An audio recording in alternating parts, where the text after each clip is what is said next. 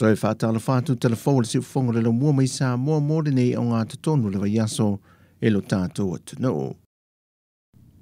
Wa whaalawi loa nei le to se fulma le limo minista o le kāpeneta. E na o toi wha au pōpo le isi to lua. E pe o na wha mao nia mai le whionga le teitai o le atu no. Le whionga a fia mena o mimata awha. O le whesuia e ngā whau o whai loa le tamai tai pāle mea. O lo ai ai lalo le whaavai e mawhai o na o atu le hao whai o minista i le to se fulma le lima. E le ngata o toi wha au pōpo le isi to lua whau. Ai o toi whitu nai isi minista i matanga luenga sa ngā luluei. Ma lātou tiu te tau ave e matanga luenga sa i lalo la lātou vāva ainga. O au nei, o le a se e mai iai ia le ati nae o tangata ta whau mai mua mai whafo. O le awhionga ia toi susulu, o lo o whatu mawina pea i le matanga luenga o puna oa whare nā tura ma le sio manga. A ua whaau popo ina iai ia le mata upu tau ele. I le nei whetu una inga po le whaau poponga mo le matanga luenga lea. O vaenga uma o lo o tau aveina ia ele po whanua whare malo. O lo iai ia whanua o lo i lalo nei o le matanga luenga o puna o whare nā tura ma le sio manga. O le tātou komiti leo ele. O lo iai le tātou whaala potonga o le STEC.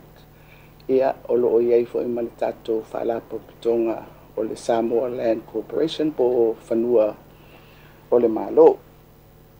O ia vaenga uma o le ai lalo uma o le matanga luenga lea i le vaenga ale fionga ia te sursuru. O na tātou se e mai ei lea i le fionga ia le atinuu Wayne so ialo. O ia sātau aveina ia matanga luenga e lua. O le matanga luenga o whaalapo pitonga le malo. Ia whapea fo ima le tātou whaalapo pitonga pisinisi ala manuia ma le leipa. O le fisuia inga, o le a se e mai le fionga ia le atinuu e tau avetasi. Ia le matanga luenga o whaalapo pitonga ale malo. O lona winga ua awano ai ia le tātou matanga luenga o pisinisi ma ala manuia ma leipa. Ma o le a se e atu ia i le fionga ia leo talaki lamo sitele. O nā awano ai lea o le matanga luenga o tina matamaitai a tina e o nuu maanga fisotai. Ia ma o lea ua whituuna ia tu ia i le fionga ia muripola Ana Rosa. O whaupoponga o Minister Fou.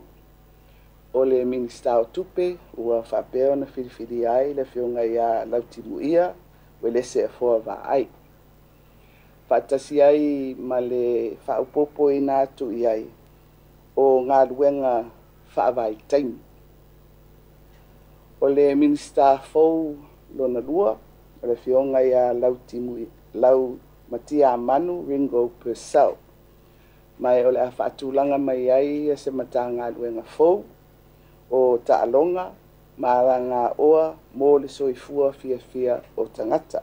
O le aso mua le masina Fou o Kitopa, o le a manta wha mamalu nai ia to whinga Fou.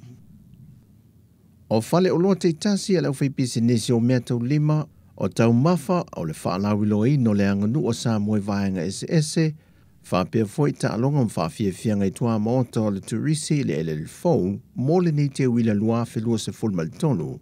O lo iai foi ma se poloka whaapitoa, o lo tulu mata ia le to tele o tangata ta whawhau mai whafo e maisi o le au wha tau. E no o lātu i loa o nisi o mea tau lima, o lo ngā o sia i lātu o lo tuli whaasalanga i tutonu le to esi tan malala.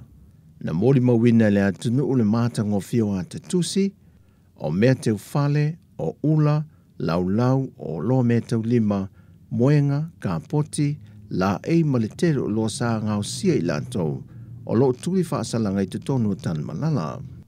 Sau no le sui o le pulenga o le whatpuipui tan malala, le sunga tema whatilua, mai i oloa te itase i lātou ia, e 40% o le tau o loa pea atau lia, e ave sao le tangata e ana lea o loa pena ia ngau sia, au leo no se 4%, o lo whātau i nei mea whaingaluenga e whaawawe pele polo kalame te tono le to ese.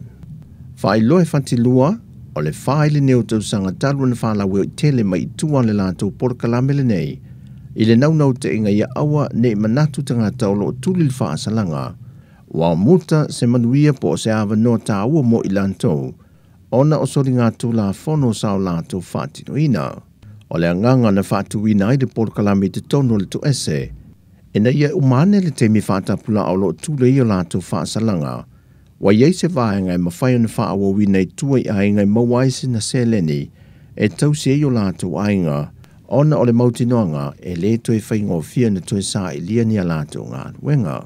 Ai mo i lātou sai lalo le polo kalame nei te tonu le to ese ai ua maa ngalo mai i lātou whaasalanga, o lo tulutulu loa pea e sui o lātou pūlenga, e na ia mata i tuwina leo na ia pe whaawau mea lofa no lātou maua maa o oina mai, a o iai te tonu le to ese.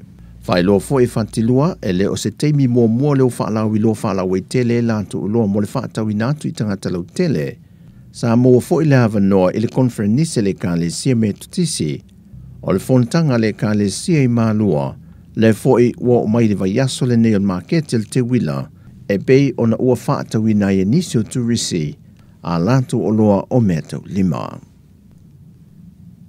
E whātau sanga le whaasalanga whaafalpui le tamaya e li Sara Sefo, e na ua whaamau nia le whaamasinonga le vaiaso nei, lona mōlianga le whaa o manua tūngā, e na ua motu ese se vahanga lona talinga e na ua ate le tamaya e li Sara, e na ua ovalo na whaasua a vāle pōn tu poi le whaalavelave, ma ripotia i anisio tua oi no lātou visoaswani le tina.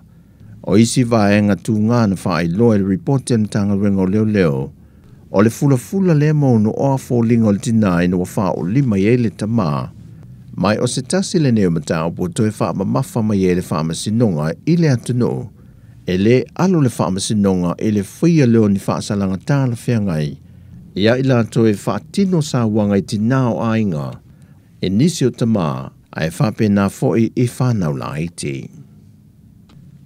Wa whaamanino le ofisasili o a onga tālonga maanga noo, le sunga Chris Hazelman, le mafu anga wawai ese mai e polo kalame o se tasi o aso le te wila, se i toi whaamanatu ma toi whaate patasi o tātou tangata, i le tā o tele o le tātou lavanga ngana Sāmoa. O nai popolenga lava le na sava ai me se lunga tulanga lo ye ia alum fana o le tunu e o ai fa mau o lo i mau mai tātou suenga ia wa matana no la pale tonu ia tonu o alum fana ia ile ngata le fa petania ia al tātou ngana.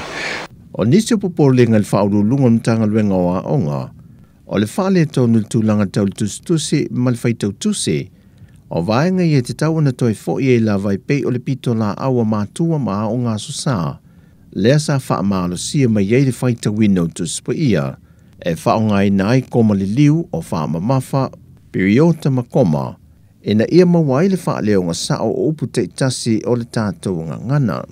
O le a wha maalo sia fo i mtanga luenga te tasi e fetusia inga, e le ngata i la aunga te itasi ale malo, ai o le a whape nā fo i meli, o whaasila silanga ma whaasala launga lunga televise ma nusi pepa, e na ia whaia se aunga o le nei aso whaapitoa o le te wila, o le neitau sanga lua a whelua se fulma le tolo.